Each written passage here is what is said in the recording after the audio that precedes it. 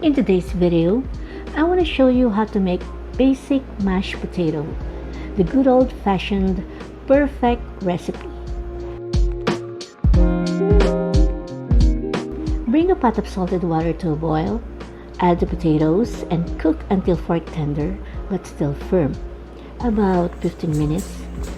Check it, then drain and peel. What goes in my homemade mashed potato are salt, butter, milk and cream, or half and half, for a more luxurious finish. I use my stand mixer to mash my potatoes and poured in the milk at once. Add the salt and pepper, followed by the very soft, almost melted butter. Mix it a bit more and it's ready. The easy, creamy, buttery, simple but delicious basic mashed potato. Enjoy!